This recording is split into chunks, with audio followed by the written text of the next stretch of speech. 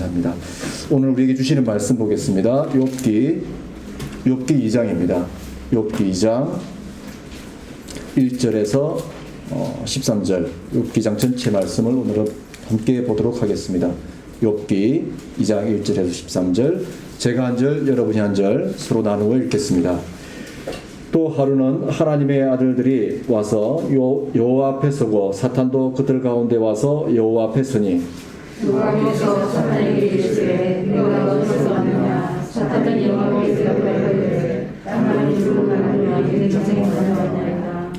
여호와께서 사탄에게 이르시되 내가 내 종 욥을 주의하여 보았느냐 그와 같이 온전하고 정직하여 하나님을 경외하며 악에서 떠난 자가 세상에 없느니라. 네가 나를 충동하여 까닭없이 그를 치게 하였어도 그가 여전히 자기의 온전함을 굳게 지켰느니라. 사탄이 여호와께서 이르되 가죽으로 가죽을 갖고 오니 사람은 그의 모든 지경으로 자기에게 가져왔다. 이제 주의 손을 펴서 그의 뼈와 살을 치소서. 그리하시면 틀림없이 주를 향하여 욕하지 않겠나이까. 여호와께서 사탄에게 이르시되 내가 그를 심판하노라. 다만 그의 심판만 하지 말지니라. 사탄이 이에 여호와 앞에서 물러가서 욥을 쳐서 그의 발바닥에서 정수리까지 종기가 나게 한지라. 욥이 제 가운데 앉아서 지그를 조각을 가져다가 목욕을 보이더니 그의 아내가 그에게 이르되 당신이 그래도 자기의 온전함을 굳게 지키느냐 하나님을 욕하고 죽으라. 그가 이르되 그들이 아니 하나님 시험을 가져가라. 우리가 하나님께 얻었으면 하나도 하지 아니하느냐. 이 모든 일이 우리 주를 본게 하지 아니하느냐. 그때의 욥의 친구 세 사람이 이 모든 재앙이 그에게 내렸다 함을 듣고 각각 자기 지역에서부터 이르렀으니 곧 대만 사람 엘리바스와 수아 사람 빌닷과 나아마 사람 소발이라. 그들이 욥을 위문하고 위로하려 하여 서로 약속하고 오더니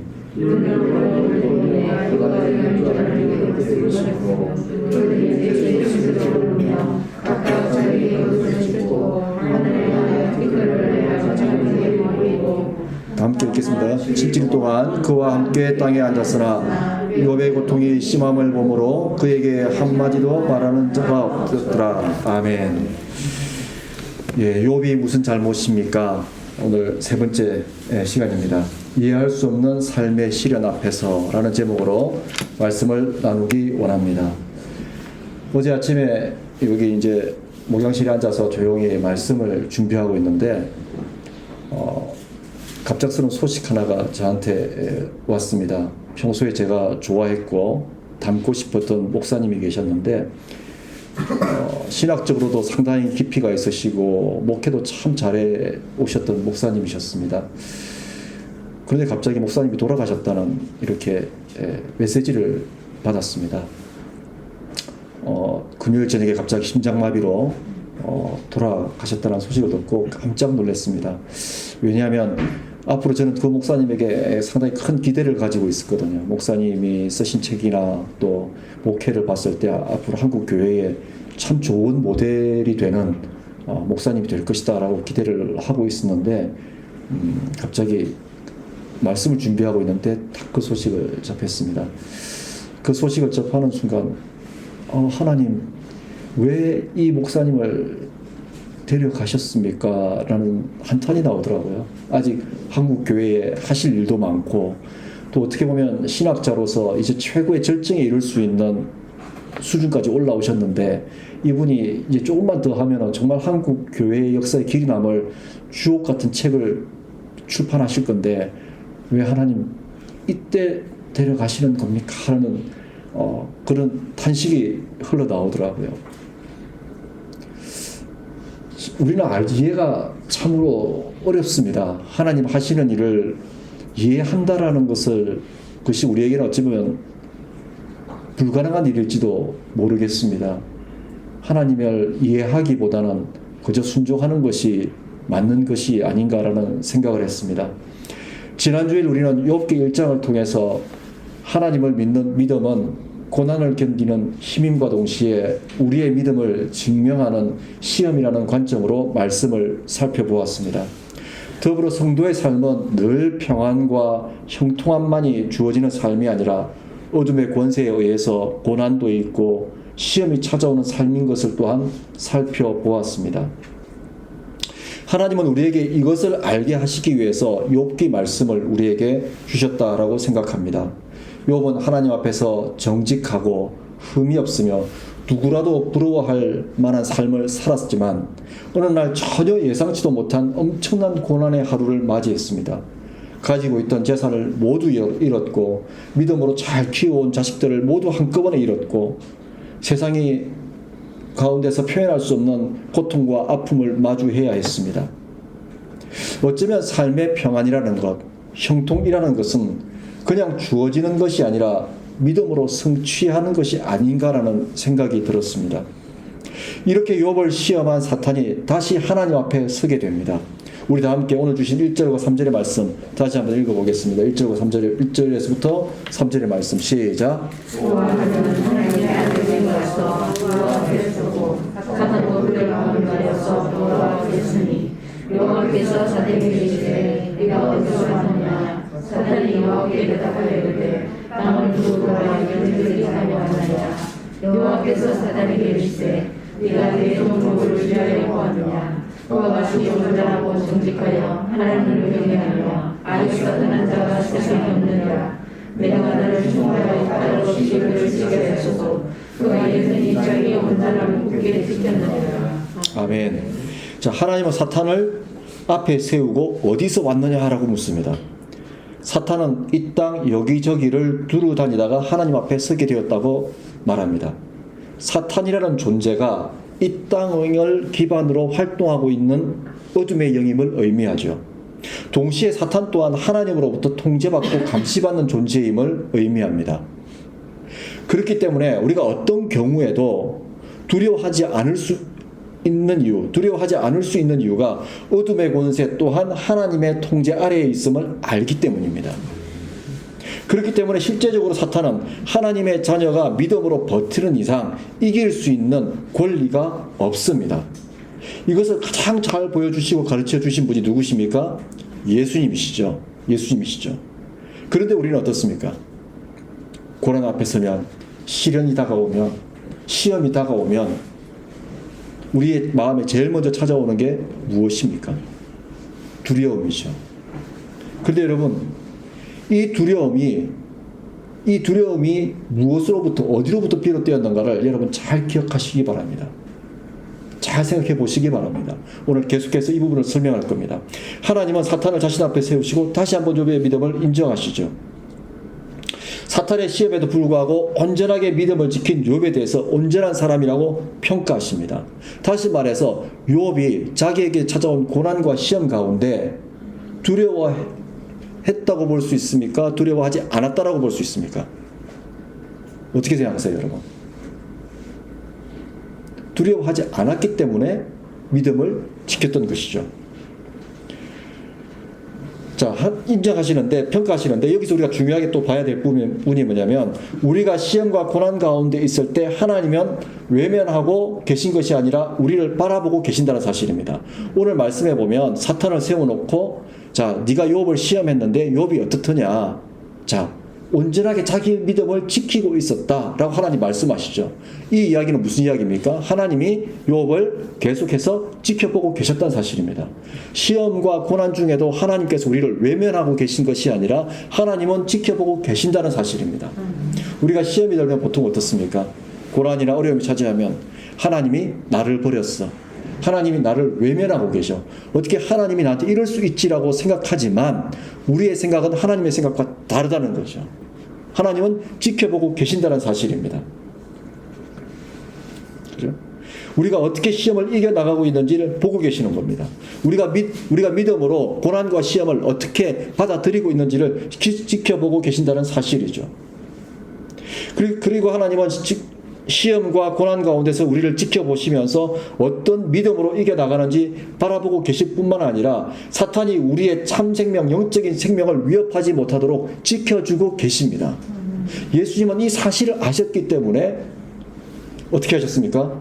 십자가 앞에서, 고난의 채찍 앞에서도 주님은 두려움에 뜨신 것이 아니라 당당하실 수 있었던 이유인 것이죠.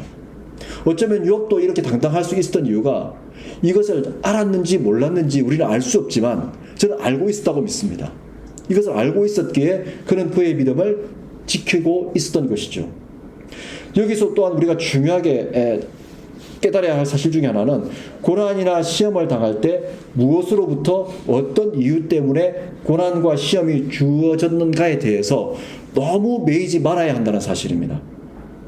오늘 3절에서 하나님께서 말씀하신 것처럼 어떤 고난이라고 말씀하십니까? 오늘 3절의 말씀에 보면 중요한 말씀을 하시는데 까닭 없이 그를 치게 하였으도 라고 말씀하고 있죠. 까닭 없이 그를 치게 하였으도. 어떤 의미입니까? 욥이 당하는 고난에 이유가 있다고 말씀하십니까? 이유가 없다고 말씀하십니까? 이유가 없다고 말씀하시죠. 그런데 우리는 보통 고난이 찾아오면, 시험이 찾아오면 우리는 어떻게 대응합니까? 내가 뭐 잘못했지? 과거에 내가 무엇을 실수했지? 오늘 내가 뭘 잘못했나? 그 결과로 나에게 주어지는 게 이 시험인가? 이 고난인가부터 생각합니다. 근데 여러분, 우리가 정말 주의해야 될 게 그렇게 하도록 유도하는 것이 우리가 살아온 지나온 삶을 부정하고 지나온 삶이 믿음 안에 없었다라는 것을 우리에게 덮어 씌우려는 사탄의 계획이라는 사실을 여러분 아셔야 돼요. 사탄은, 어둠의 권세는 우리를 자꾸만 과거로 뒷걸음질 치게 만듭니다. 과거로 뒷걸음질 치게 만들 뿐만 아니라 믿음으로 지내오고 믿음으로 살아온 세월에 대해서 부정하게 만들려고 자꾸만 우리에게 없는 죄까지도 있는 것처럼 죄책감을 가지도록 만드는 것이 어둠의 권세의 정체입니다. 그렇기 때문에 우리가 고난과 시험이 찾아왔을 때 우리가 주의해야 할 중요한 것 중에 하나가 믿음을 소비하지 말아야 합니다. 고난이나 시험이 찾아오면 우리는 대부분 내 과거의 흔적을 더듬기 시작하죠. 그러면서 우리는 어떻게 합니까? 아, 내가 믿음이 부족했나? 내 믿음이 이것밖에 안 되나? 내 믿음은 나에게 믿음이 있느냐 없느냐를 가지고 내 믿음을 소비해버리죠. 믿음이 다 소비되고 나면 어떻습니까? 하나님을 부정하기 시작합니다. 하나님에 대해서 불평하기 시작합니다. 그런데 하나님은 우리를 바라보실 때 어떻게 바라보시냐면 소비하는 믿음이 아닌 고난과 시련이라는 것을 재료 삼아서 믿음을 성장시키는 기회로 만들고 있는지를 보십니다.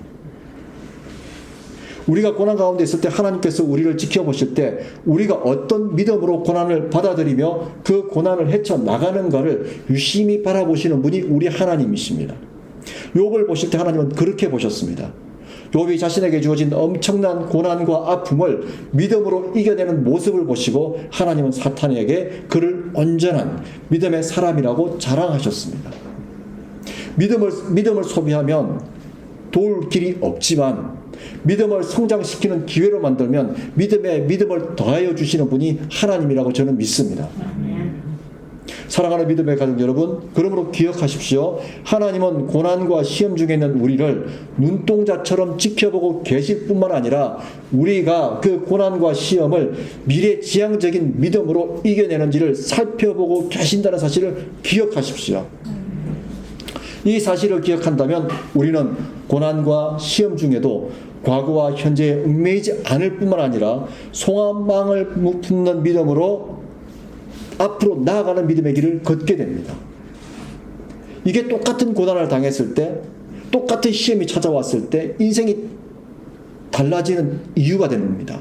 어떤 사람은 자기에게 고난과 시험이 다가왔을 때 내가 이 고난과 시험을 디딤돌 삼아서 성장해야겠구나라고 생각하고, 어떤 사람은 고난과 시험이 왔을 때 내 인생이 가로막혔구나라고 생각하고 좌절해버리고 뒤로 물러서 버립니다.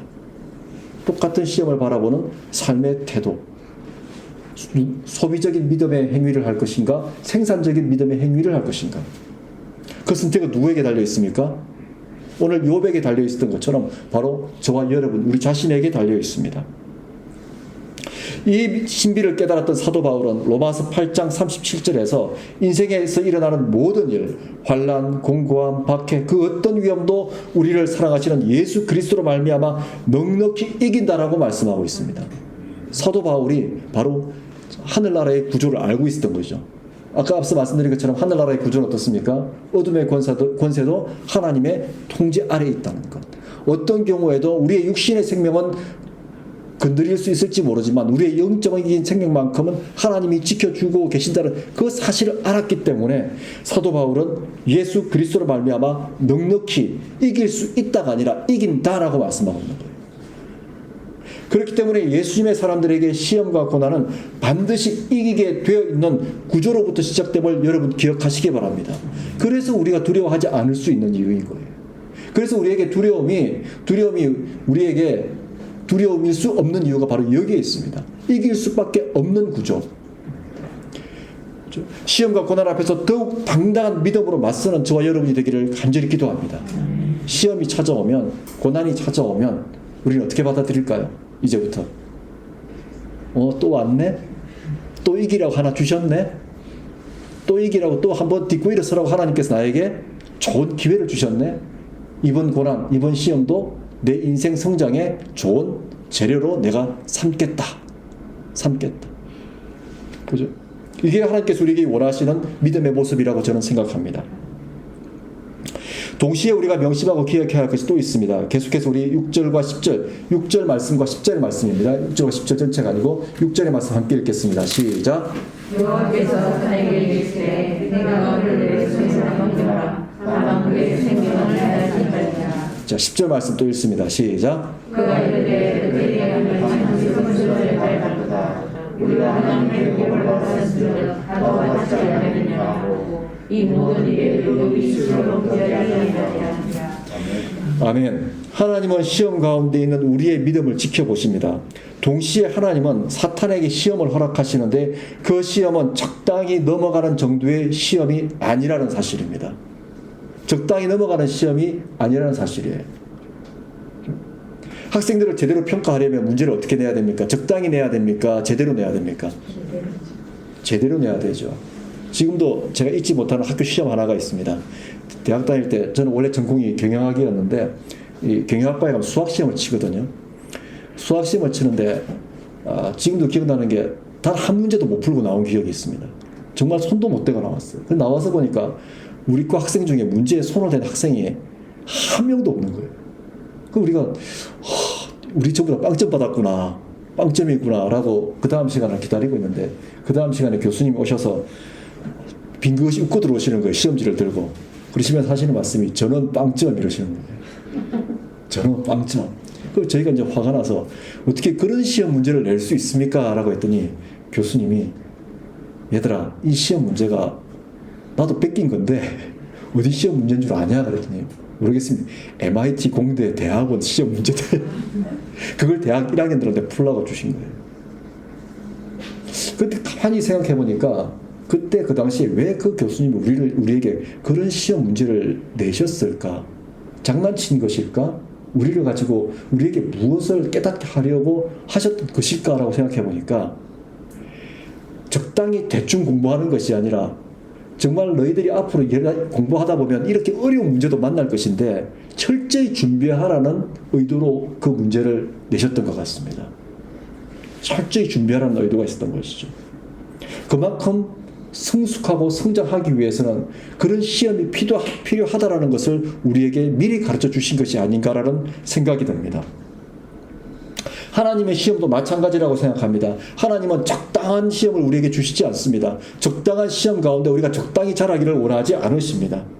우리의 이성으로는 도저히 이해할 수 없는 정말 하나님이 어떻게 이럴 수 있는가라는 의구심과 회의감이 들 수 있는 시험이 우리에게 찾아온다는 사실입니다.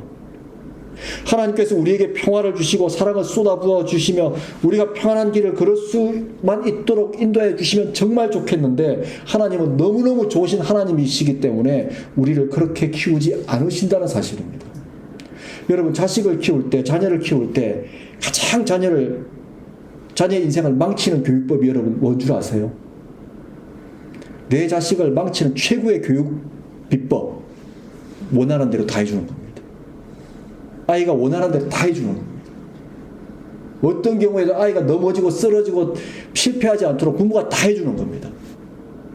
그러면 그 아이가 어떻게 자랄까요? 어떻게 자랄까요? 부모가 평생 그 아이와 함께 할 수 없는 환경에 놓이게 되면 어떻게 될까요? 쓰러지고 넘어지겠죠. 한 번도 일어서 보지 않았으니 일어서는 법을 알겠습니까? 넘어지는 법을 배운 적이 없는데 하나님은 우리에게 너무 좋으신 하나님이시기 때문에 우리가 넘어져도 일어서는 법을 가르쳐 주시고 험한 인생의 파도를 만났을 때도 파도 타는 법을 가르쳐 주시고, 때로는 우리에게 우리가 이해할 수 없는 지경에 이르렀을 때조차도 그 이해할 수 없는 상황 속에서 우리가 좌절하고 넘어지게 만드시는 분이 우리 하나님이 아니라 그것을 견디고 이겨나감으로 말미암아 하나님께 더욱더 다가올 수 있도록 우리를 키우시는 분이 우리 하나님이심을 인정해야 됩니다. 그 하나님을 인정할 때 우리는 고난과 시련의 의미도 깨달을 수 있습니다. 이것은 마치 거친 세상을 감당할 어른으로 아이가 자라가는 이치와 똑같은 것이죠. 자주 넘어져 본 아이가 잘 잃었습니다. 또 거친 파도를 타본 사람이 더 거친 파도를 탈 수 있습니다. 거친 파도, 인생의 거친 파도를 다루는 법을 알게 하기 위해서 하나님께서 우리에게 고난과 시험 가운데도 있게 하시고, 우리가 한 단계 한 단계 우리의 영적 수준이 올라갈수록 하나님은 그만큼의 파도의 높이도 더 높여주십니다. 하나님께서 원하시는 믿음이 바로 우리에게 원하시는 믿음이 이런 믿음입니다. 왜냐하면 이 땅에 공중권세 잡은 어둠의 영 사탄이 존재하기 때문이죠. 이 땅 가운데 아까 우리가 앞서 말씀 살펴본 것처럼 어둠의 권세가 활동하는 주 무대가 어디입니까? 주 무대가 바로 지금 여기입니다. 지금 이 땅입니다. 우리가 두 발을 딛고 사는 이 땅 가운데 이 땅 가운데서 활동하는 영의 세계가, 영적인 존재가 어둠의 권세 사탄이에요. 그 사탄과 더불어 살아가는 이 땅에서 하나님은 우리가 승리하기를 원하시고, 승리하려면 그만큼의 영적인 근육이 우리에게 있어야 되고, 그만큼의 영적인 근육을 만들기 위해서는 영적인 훈련이 반드시 필요한데, 그 영적인 훈련의 방법이 무엇입니까? 고난과 시험이라는 것이죠. 근데 그 고난과 시험이 적당하지 않다라는 걸 우리가 미리 우리가 받아들여야 합니다. 내 머리로 이해할 수 없고 내 생각으로 도저히 납득할 수 없는 시험은 반드시 내 인생에 계속해서 끊임없이 찾아올 것이라는 것을 우리는 알고 있어야 합니다. 우리가 하나님 품에 안기는 그 순간까지 어떤 시험이 찾아올지 저도 모르고 여러분도 모르고 우리는 알 수 없어요. 그런데 분명한 것은 온다는 사실이죠. 찾아올 것이라는 사실이죠. 어제 아침에 제가 접한 그 소식처럼요. 정말 건강하셨던 분인데 왕성하게 정말 글도 쓰시고 정말 매일매일 새벽부터 성경에 완전 미친 분이었거든요. 성경 하나님 말씀에 완전 정말 속된 표현으로 말씀에 미쳐서 환장한 분이셨거든요. 성경 말씀에서 한큼 새로운 신비를 깨달으시면 춤추시던 그런 분이었거든요. 그런데 그런 분을 하나님께서 왜 갑자기 데려가셨을까? 아직 한국 교회에 하실 일도 정말 많은데 우리는 이해할 수 없죠. 그러나 하나님 안에는 다 뜻이 있고 섭리가 있다는 것을 우리는 부정할 수가 없습니다. 부정할 수가 없습니다. 다니엘 3장에 보면 느부갓네살 왕이 자신이 세운 금신상을 세우죠. 그리고 나서 다니엘과 세 친구들에게 절하기를 강요합니다. 근데 다니엘과 세 친구들은 끝까지 거부하죠. 그리고 나서 느부갓네살 왕이 이들을 뜨거운 풀무불에 태워버리라라고 말합니다. 그런데 그들이 마지막으로 어떤 신앙 고백을 합니까? 왕이여, 우리가 섬기는 하나님이 계시다면 우리를 맹렬히 타는 풀무불 가운데에서 능히 건져내시겠고 왕의 손에서도 건져내시리이다 라고 고백합니다. 자, 이 고백까지는 누구나 믿음이 좀 좋으면 강한 의지도 있으면 할 수 있는 고백이라고 생각합니다. 그런데 18절에서 더 놀라운 신앙 고백을 합니다. 그렇게 하지 아니하실지라도, 풀무불에서 우리를 구원하여 주시지 아니하실지라도, 내가 풀무불에서 불에 타 죽을지라도 왕이여, 우리가 왕의 신들을 섬기지 아니하고 왕이 세우신 금신상에게 절하지도 아니할 줄을 아옵소서. 죽음을 목전에 둔 인생 최대의 시련 앞에서 다니엘과 그의 친구들이 설사 하나님이 이 시련에서 우리를 구원해 주시지 않으신다 할지라도 믿음을 버리지 않겠다고 고백합니다. 영적인 생명을 육신의 생명과 바꾸지 않겠다고 고백합니다. 육신의 생명보다 영적인 생명을 더 소중하게 여기겠다고 고백합니다. 고난과 시련 앞에서 무릎을 꿇지 않겠다라고 선포합니다. 그렇습니다. 하나님 안에서 믿음으로 사는 사람에게는 육신의 삶과 죽음이 영원한 생명으로 가는 순례길이기에 그 순례길에서 만나는 시련조차도 하나님의 섭리로 여깁니다. 주저앉을 이유로 받아들이는 것이 아니라 딛고 일어서야 할 이유로 받아들입니다. 영적인 생명을 위한 과정으로 여깁니다. 제 개인적인 이야기지만 제가 하나님 앞에 정말 감사한 것이 있습니다. 2년 전에 제가 갑작스럽게 이제 몸에 이상이 왔었죠. 이상이 와서 병원에 갔더니 수술하려고 병원에 갔는데 수술을 못하고 심장에서 또 병이 또 발견됐죠. 그러면서 수술하면 수술 대비해서 바로 죽는다. 당신 수술 못한다. 그러면서 이제 뭐 여러 개 과가 모여서 회의를 했다 그럽니다. 수술할 것인가 말 것인가. 결론은 안 된다. 일단 심장부터 살리자 하고 했었죠. 그 이야기를 딱 듣는데 처음엔 하나님 왜 이런 시련입니까? 왜 이런 고난이 저에게 닥쳐왔습니까? 저는 그런 생각이 들었었어요. 그런데 너무너무 감사한 것은 그때 저에게도 한순간 정말 아주 한순간 큰 시험이 있었습니다. 하나님을 버릴까 말까. 이렇게까지 하시는 하나님을 내가 믿어야 되나 말아야 되나. 그런데 정말 감사한 것은 저를 위해 기도해 주시는 분들이 계셨고 그 기도해 주시는 분들의 기도 덕분에 저는 믿음을 선택했습니다. 그리고 2년이 지나고 올해가 들어서서 제가 여러분을 이렇게 만나서 함께 예배 드릴 줄 누가 알았겠습니까? 그 당시에 누가 알았겠습니까? 그리고 제가 서서 이렇게 설교하고 함께 예배 드릴 수 있는 건강까지 회복되어 있을 줄 누가 알았겠습니까?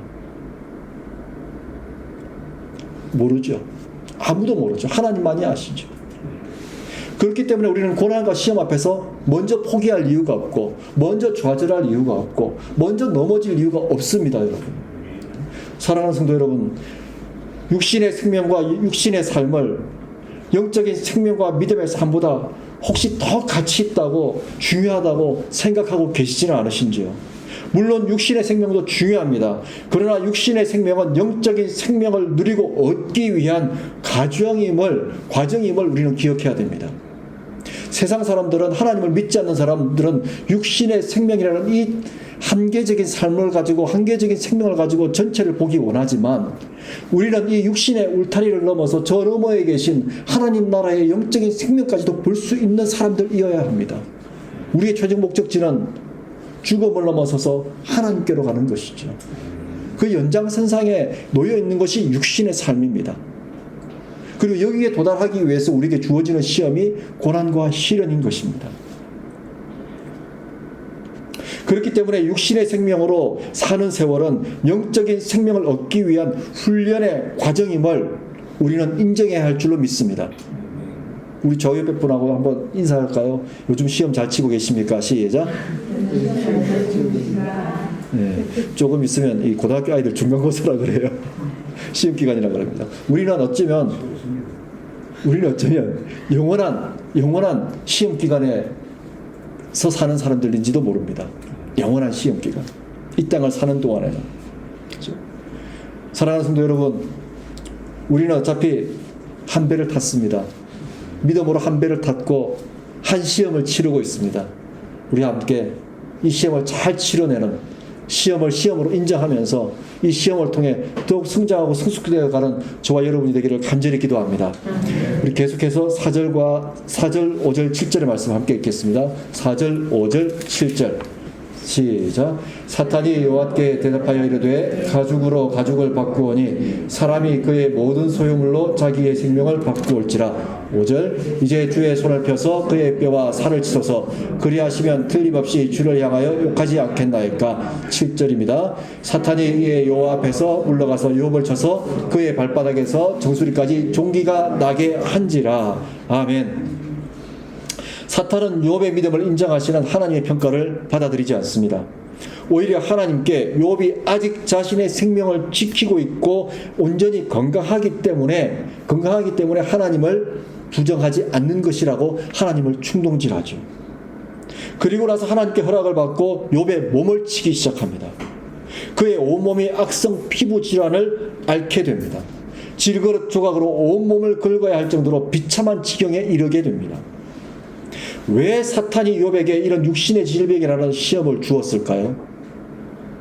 많고 많은 시험 중에 극한 시험이라는 시험은 다 치는 것 같은데 마지막은 또 몸을 치기 시작합니다. 몸이 마음을 지배하도록 만들기 위함입니다. 여러분 몸이 아프면 어떻습니까?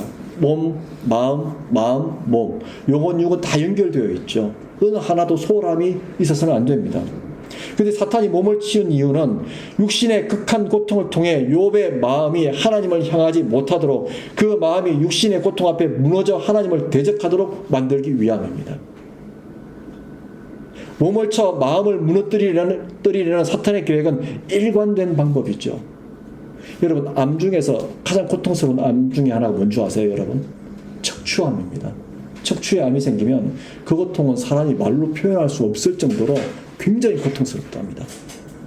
예전에 사역하던 교회에 집사님 중에 한 분이 이 척추암에 걸리신 분이 계셨어요. 참 신앙이 좋은 분이셨습니다. 근데 척추암에 걸려서 말기 선고를 받고 호스피스 병동에 계실 때 돌아가시기 얼마 전에 신방을 갔습니다. 갔는데 이 집사님이 정신이 이제 이렇게 돌아왔다가 또 정신이 이제 흐려졌다가 그런 상황이었어요. 근데 그 좋으신 집사님이 육신의 고통이 너무 아프니까 진통제도 듣지 않고 어떤 주사를 놔도 이제는 통증이 가라앉힐 수가 없는 거예요. 근데 이분이 갑자기 하나님을 부정하기 시작합니다. 들어갔더니 자기에게 오지 말라고, 가라고, 싫다고, 가라고 이러는 거예요. 가라고. 육신의 고통이 마음을 무너뜨리기 시작하는 거죠. 그리고 그 집사님이 정신이 혼미해져 이렇게 계실 때 옆에서 시편을 계속 읽어드리기 시작했습니다. 시편 1편부터. 근데 정신이 들어왔다 나갔다 하시는 순간 말씀을 계속 듣고 있는 거죠. 그리고 어느 순간 다시 하나님을 이렇게 찾기 시작합니다. 말씀으로 육신의 고통을 이기기 시작하신 거죠. 그리고 얼마 후 하나님 품 안에 이렇게 안겨 올라가셨습니다. 사탄은 우리에게 이렇게 몸을 쳐서 마음이 무너지기를 원합니다. 마음이 무너져서 하나님과 멀어지기를 원하고 하나님을 부정하기를 원하고 하나님을 비난하기를 원하고 우리가 지나온 신앙의 흔적들, 우리가 살아온 신앙의 발걸음을 부정하기 원합니다. 그죠? 몸을 쳐서 마음을 무너뜨리는 이 사탄의 계획, 예수님께서 당하신 고난의 십자가가 그랬고 복음을 전하던 사도 바울이 그랬습니다. 사도 바울은 그의 몸에 가시가 있었다고 말씀하죠. 사탄은 우리의 몸을 쳐서 마음이 무너지게 만들고 무너진 마음의 불평과 원망의 씨앗을 뿌리고 그것을 자라게 만들어 하나님을 비난하고 욕하기를 원합니다. 그러나 욥은 육신이 마음을 주관하지 못하도록 믿음으로 인내합니다. 육신의 극한 고통마저도 하나님의 뜻으로 받아들입니다. 우리에게 믿음이 무엇인지를 보여줍니다. 믿음은 육신이, 세상이 우리의 마음을 주관하고 지배하지 못하도록 힘쓰고 애쓰는 하나님 안에서의 자발적 의지입니다. 욥에게는 이 믿음이 있었기에 육신의 고통이 마음을 주관하지 못하도록 믿음으로 싸웠고 사도 바울은 고린도후서 12장 7절 이하에서 뭐라 그랬습니까? 그 은혜가 내게 족하다. 가시가 있는 그 은혜가 내게 족하다 라고 고백합니다. 내가 약할 때 강함이 된다라고 고백합니다. 육신의 가시마저도 하나님의 은혜라고 믿는 믿음을 우리에게 보여줍니다. 우리에게 무엇을 교훈합니까? 믿음은 육신적인 고통이나 쾌락이 마음을 주관하지 못하도록 막는 방패라는 사실입니다. 고난과 시련, 가시마저도 하나님의 은혜로 만드는 것이 믿음이라는 사실입니다. 믿음으로 육신적인 고통과 쾌락을 이김으로 하나님을 향한 마음을 지키는 저와 여러분이 되기를 간절히 기도합니다.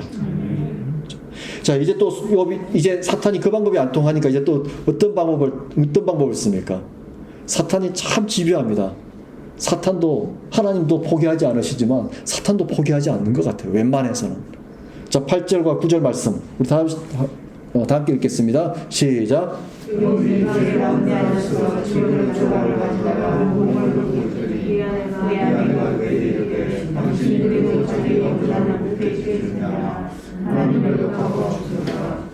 자, 우리 경상도 남자들 이런 욕 들으면 어떡합니까?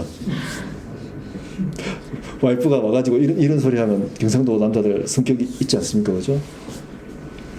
우리 교회에 우리 형제님들은 이런 분이 한 분도 안 계시겠지만 다른 교회에도 간혹 있다는 이야기를 들었습니다. 그죠? 네. 자, 욥이 이제는 관계를 이용하죠. 욥에게 남아있는 유일한 가족이자 욥과 가장 친밀한 사람인 욥의 아내를 이용합니다. 그죠? 고통스럽게 자신의 몸을 질겁조각으로 긁고 있는, 그죠? 긁고 있는 욥을 바라보는 아내. 어느 날 갑자기 자식도 잃어버리고 재산도 잃어버리고 이제 하나밖에 남지 않은 남편마저도 그 육신의 질병에 온몸을 긁고 있는 그 모습을 바라보는 욥의 아내의 마음이 어떻겠습니까, 여러분? 어떻겠습니까? 욥은 자신에게 찾아온 인생의 시련과 고난, 육신의 고통에 마음을 빼앗기지 않았지만 욥의 아내는 맞닥뜨린 현실 앞에서 마음이 무너지고 말았습니다. 그녀의 입술은 사탄의 도구가 되고 말았습니다. 그렇다고 욥의 아내를 매도하거나 저는 비난하고 싶지는 않습니다. 그녀의 믿음을 판단하거나 평가하고 싶지도 않습니다. 그녀가 겪고 있는 현실을 생각한다면 이해가 갑니다.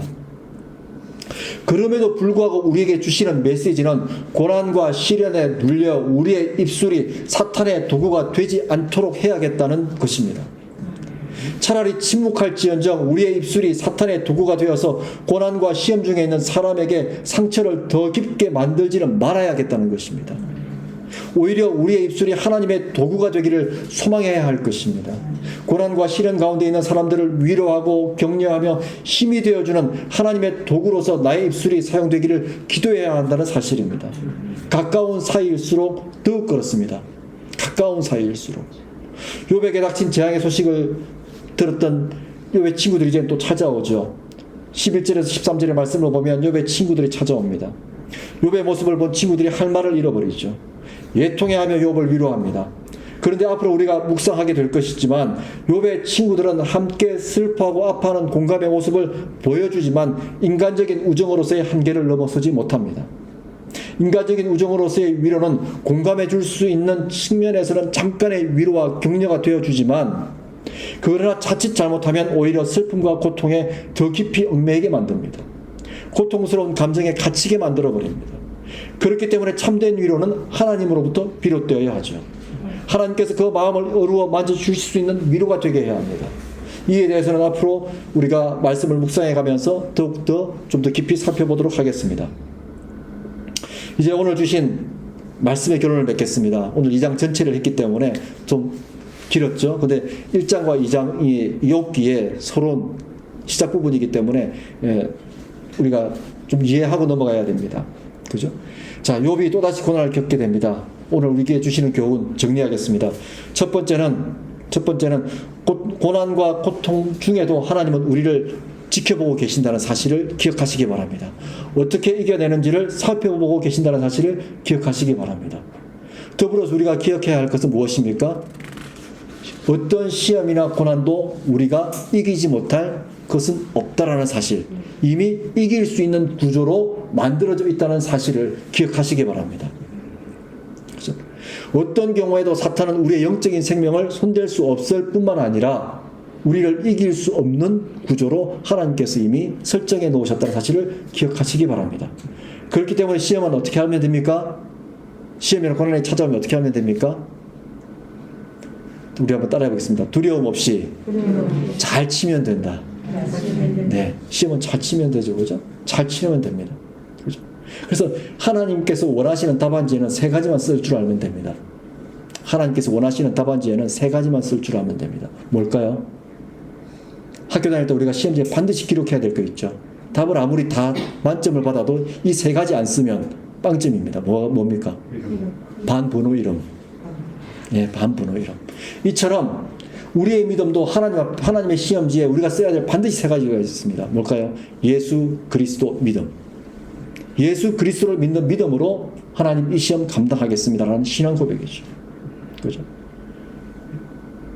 이제 마무리하겠습니다. 인생은 끝까지 살아봐야 인생이 나에게 주는 의미를 발견할 수 있다는 말이 있습니다. 고난과 시험, 내가 예상치 못한 어려움, 이런 이해할 수 없는 시련 앞에서 우리는 지금 판단하고 평가할 것이 아니라 이 시험과 이 고난 이후에 하나님께서 판단하시고 하나님께서 평가하신 그 평가를 믿음의 눈으로 바라볼 수 있는 저와 여러분이 되어야 될 줄로 믿습니다. 오늘 주신 말씀 생각하면서 우리 함께 기도하겠습니다. 이 시간 우리 잠깐 함께 기도할 때 여러분 그들 각자에게 주어진 삶의 어려움, 시험이 있으시죠? 하나님, 이제 그 시험을 저의 신앙 성장의 재료로 삼겠습니다. 두려움 없이 이길 수밖에 없는 이 구조를 믿음으로 이겨내겠습니다. 우리 이렇게 1, 2분 함께 기도하겠습니다. 기도함으로 결단하겠습니다. 기도하겠습니다. 하나님 아버지 고맙고 감사합니다. 오늘도 우리에게 욥기의 말씀을 통해서 시험을 어떻게 바라보아야 하는지, 시험을 어떻게 해석해야 하는지 가르쳐 주셔서 감사합니다. 하나님 아버지, 때로는 살아가다 보면 정말 이해할 수 없는 시험이 우리에게 닥쳐옵니다. 우리의 머리로는 헤아릴 수 없는 고난이 우리를 찾아옵니다. 하나님, 그런데 알고 보니 이 모든 고난과 시험은 이길 수밖에 없는 구조였음을 오늘 말씀을 통해서 배웠습니다. 이 모든 시험에도 불구하고 하나님께서 우리를 지켜주고 계신다는 사실을 오늘 말씀을 통해서 저희들은 확신하게 되었습니다. 하나님, 이제 이 모든 고난과 시험 믿음으로 이겨내겠습니다. 예수 그리스도의 이름으로 감당하겠습니다. 예수 그리스도의 이름으로 더욱더 성장하는 우리 믿음의 디딤돌로 삼겠습니다. 하나님, 우리에게 믿음의 믿음을 다하여 주시고 우리의 연약함을 강함으로 만들어 주시는 성령님을 통해서 승리할 수 있는 저희들 믿음 될 수 있도록 인도하여 주십시오. 하나님 아버지 고맙고 감사합니다. 믿음으로 승리하는 저희들 되게 도와주시고 이길 수밖에 없는 구조로 만들어진 그 어떤 고난과 시험도 예수 그리스도의 이름으로 믿음으로 승리하는 저희들 되게 하여 주십시오. 감사드리며 예수님의 이름으로 기도합니다. 아멘.